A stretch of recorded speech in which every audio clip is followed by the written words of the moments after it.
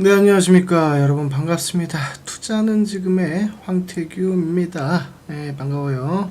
자, 오늘 금요일 12시, 여러분들 뭐 식사 시간인데, 저도 이제 식사하기 이전에 영상을 업로드하고자 이렇게 좀 촬영을 하게 됐습니다.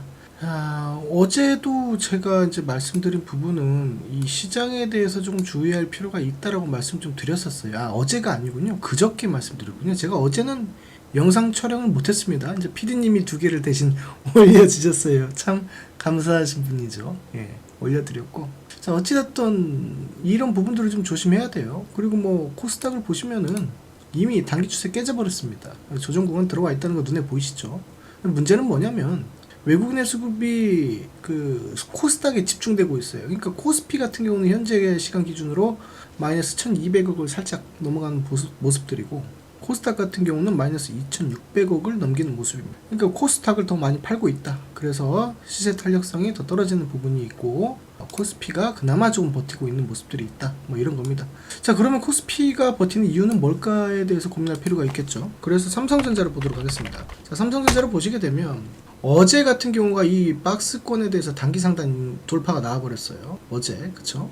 박스 돌파가 살짝 나왔고 거래량이 붙어 있습니다. 그렇기 때문에 코스피가 상대적으로 도 견조하다라고 볼 수 있는 거죠. 큰 맥에서 본다면 큰 테두리에 쌍봉 찍어놓고 하단에서 브레이크 잡아놓고 시세 되돌림 자리입니다. 하지만 여기에서 바로 치고 올리진 못해요.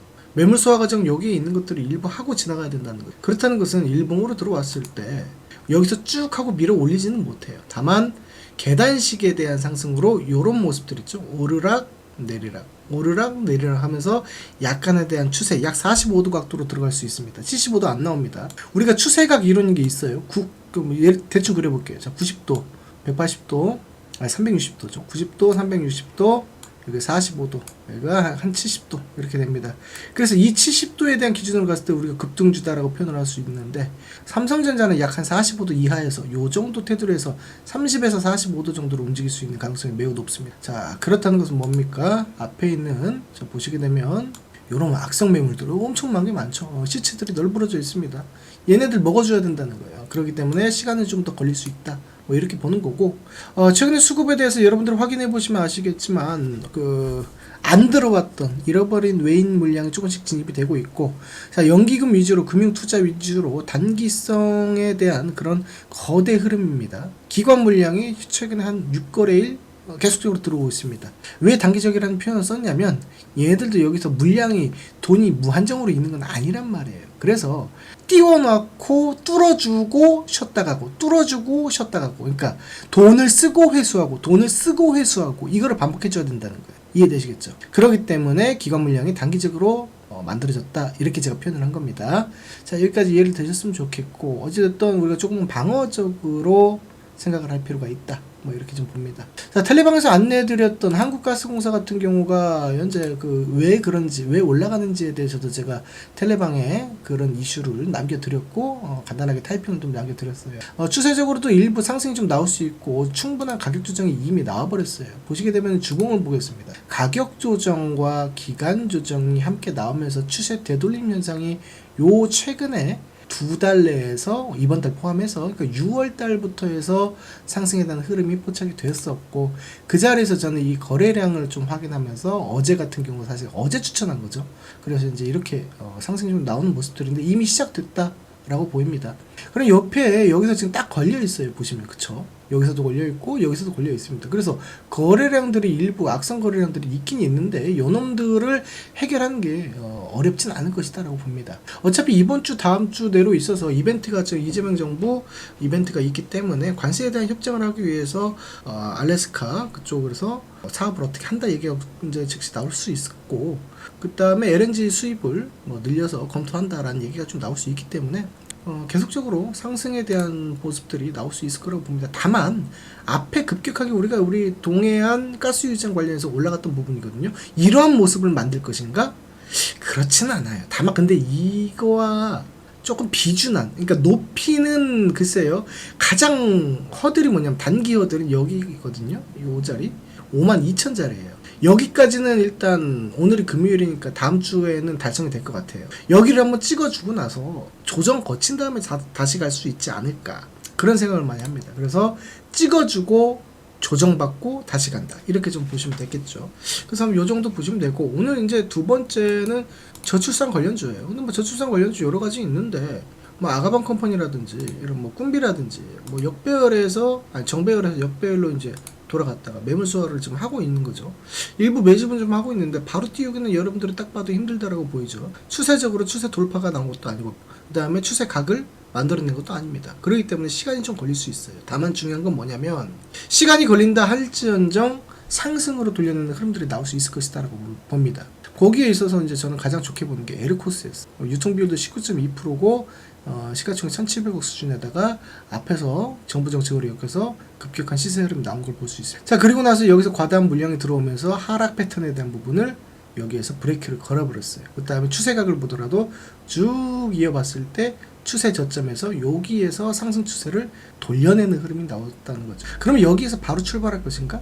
그렇지는 않다고 봐요. 왜냐면 같은 테마를 끌고 가야 되기 때문에 꿈비라든지 뭐 아까 말씀드린 뭐 아가방 컴퍼니라든지 이런 부분들 올라갈 때 같이 움직여줘야 되기 때문에 따라가는 매매보다는 조금 밑으로 보시면 여기에서 허드를 만들었던 이 중심가지 아래 16,000원을 기준으로 해석을 하시면서 내려왔을 때 접근하는 것이 좋을 수 있다. 다만 오늘 같은 경우는 오전에 제가 뉴스플로우 얘기를 드리면서 뉴스를 9시 30분인가? 좀 뭐 텔레그램 보시면 시간 남겨 있습니다. 그래서 요때 얘기했어요. 9시 36분인가 얘기했단 말이에요.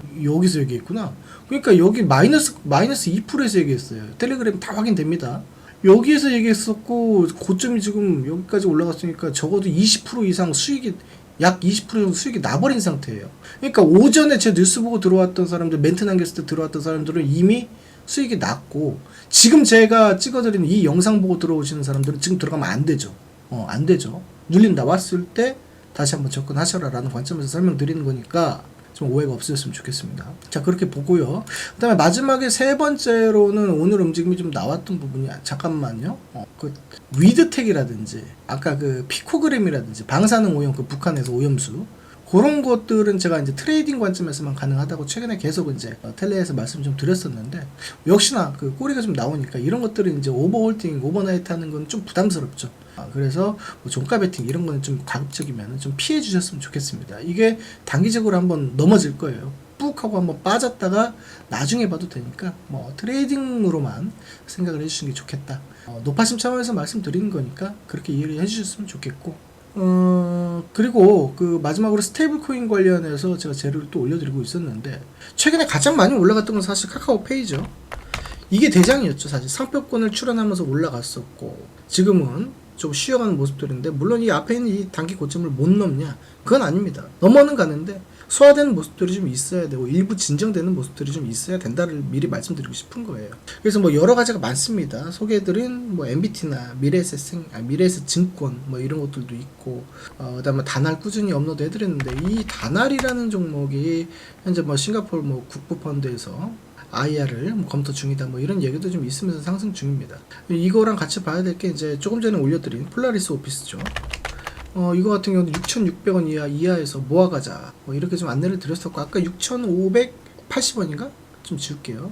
자, 얘가 제가 이제 올라갈 때 여기에서 멘트 남겨드렸거든요. 그래서 6,600 이하라고 그랬으니까 뭐 잠깐 여기까지 오긴 왔습니다. 근데 중요한 건 그게 아니라 이 6,600원 이하로, 여기 이하로 여러분들이 매수를 하시는 게 좋을 것 같습니다. 손절가는 시가 오늘 여기 뽑아냈더니 거래량이 상당 부분 들어오는 거 볼 수 있고, 앞에 거는 다 매집이니까 여기 6,000원, 그러니까 아무리 많이 깨져봐야 저는 한 6,050원 선 뭐 요정도 봅니다. 그래서 요정도 한번 잡고 6,600 이하로 조금씩 모아가시면 좋을 것 같다. 그러면 여기 앞에 있는 모습, 뚫어대는 모습들이 충분히 연출될 수 있다라고 봅니다. 이거 뚫어내면 어디 갈 건데, 그거는 그때 가서 다시 한번 업로드 드릴게요. 일단 이거 뚫어내는 흐름에서는 단기적으로 차익 실현해야죠. 무슨 얘기냐, 6,050원 선을 손절을 잡고 내려올 때마다 조금씩 모아가세요. 그러다가 요 고점 7,800원을 넘어갔을 때, 오버슈팅 나올 때 요 구간에서 매도 처리하면은 수익이 약 한 30에서 35% 정도 나올 겁니다. 그렇게 확정 지으시면 된다 라는 것을 말씀드리는 거니까 그렇게 한번 보시면 좋을 것 같습니다. 뭐 다른 여타 종목들 뭐 좋은 것도 좀 몇 개씩 보이고는 있는데, 여러분들한테 그래도 그나마 뭐랄까요, 무리수 안 두고 수익은 나되 좀 리스크가 적은 거, 그거를 말씀드리기 위해서 오늘 폴라리스 오피스를 좀 얘기를 한 거니까 뭐 그렇게 인지를 하고 한번 대응을 해보시면 좋을 것 같습니다. 자, 오늘 여기까지 하도록 하고요. 오늘 금요일장 마무리 좀 잘 하셨으면 좋겠어요. 수고 많으셨습니다. 감사합니다. 지금까지 황태규였습니다. 우리 댓글 좋아요 좀 해줘요 좀. 빨리빨리 해줘야지. 부탁드릴게요. 예.